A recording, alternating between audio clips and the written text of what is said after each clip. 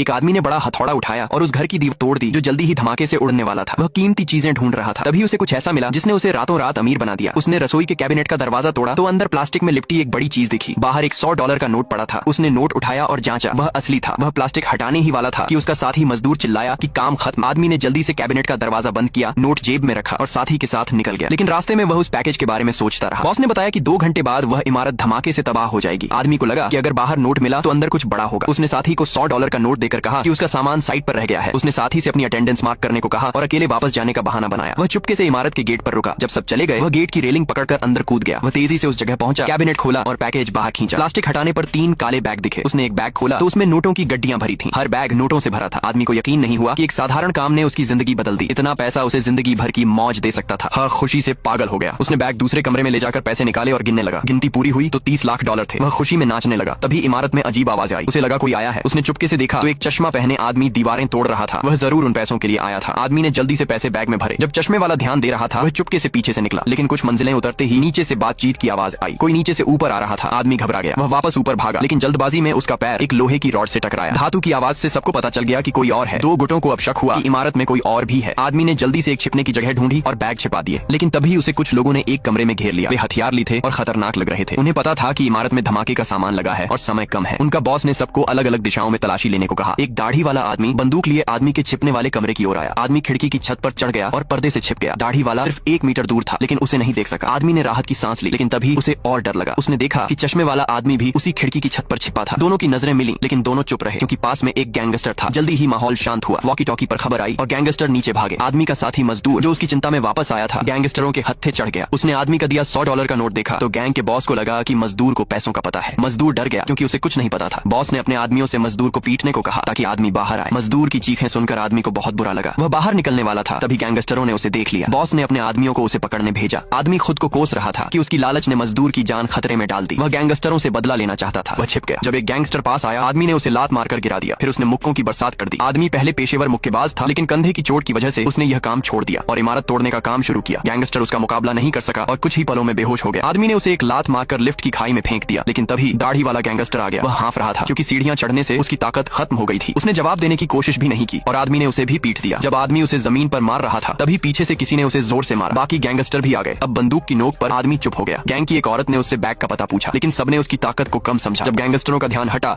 आदमी ने अचानक हमला कर दिया।